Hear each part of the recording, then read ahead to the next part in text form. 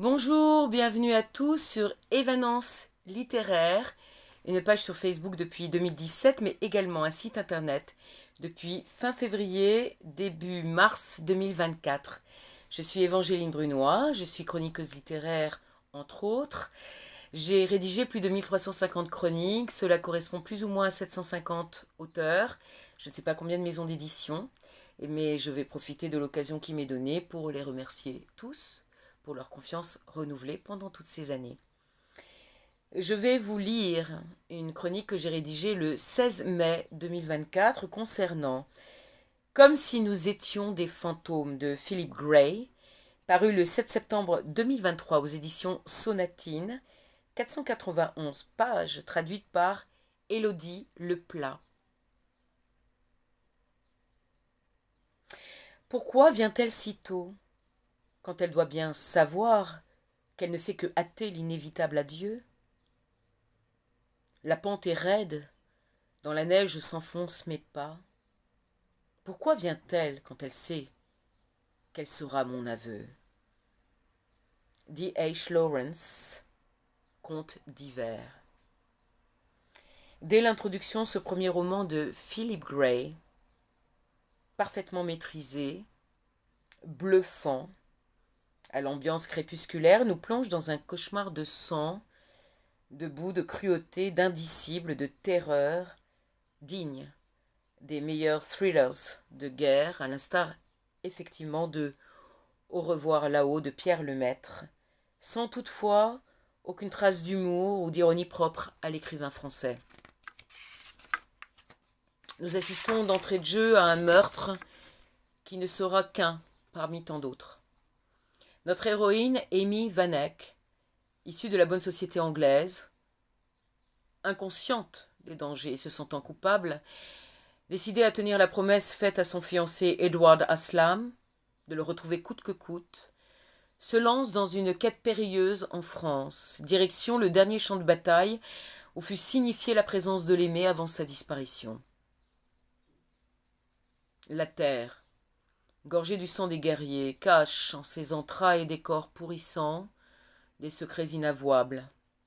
Le ciel plombé retentit encore du vacarme des massacres et du cri des sacrifiés à la patrie.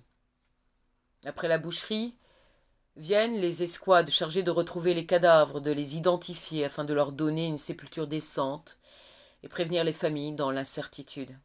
Amy, elle, n'a pu se contenter de la lettre lui annonçant l'évaporation d'Edward.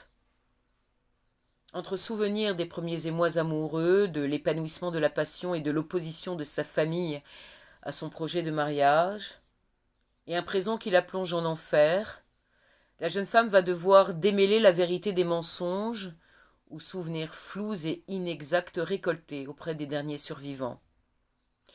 Sa rencontre avec le capitaine Mackenzie, chargé de fouiller les charniers et les tranchées avec quelques hommes afin de retrouver les dépouilles et toute preuve de leur identité, sera déterminante. La volonté sans borne de cette Anglaise bien née, prête à tout pour comprendre ce qui s'est réellement déroulé sur cette terre devenue hostile, instable, au mépris des convenances et de tout danger, force l'admiration du militaire touché par cette poursuite désespérée d'un fantôme. Cependant, il est très inquiet car la découverte dans un tunnel de 13 victimes d'assassinat, dont 3 suppliciés, accentue le péril que court Amy. Il est évident que ces exécutions, d'une cruauté inouïe, n'ont rien à voir avec des actes de guerre, mais sont imputables à un esprit démoniaque, un serial killer. L'arrivée d'un enquêteur envoyé par Whitehall, le général Westbrook, de la police militaire, un ancien de Scotland Yard, complique encore une situation critique et hors norme. Ce dernier prend rapidement Amy sous son aile, mais Mackenzie décide de mener de son côté sa propre enquête concernant les meurtres et la disparition d'Edward. Bientôt, d'autres morts suspectes sont annoncées, et le bras armé du démon frappe à nouveau. Au loin, une silhouette menaçante sur sa monture gigantesque semble épier et suivre Amy, accentuant la sensation anxiogène et étouffante de l'atmosphère de cette période d'après-guerre où l'effroyable le dispute à la sidération face à l'inhumanité et la bestialité encore perceptible et agissante. Roman historique puissant, tragique, doublé d'un thriller policier terrifiant, ce récit traite également de sujets très peu abordés lorsqu'il s'agit de la Première Guerre mondiale. Le racisme et les trafics de drogue diverses. Amy réussira-t-elle à connaître enfin la vérité? Sera-t-elle capable de l'affronter? Pourra-t-elle tenir ses engagements vis-à-vis de son grand amour? Échappera-t-elle à celui qui la poursuit dans le brouillard, recouvrant les terres où règne encore la mort?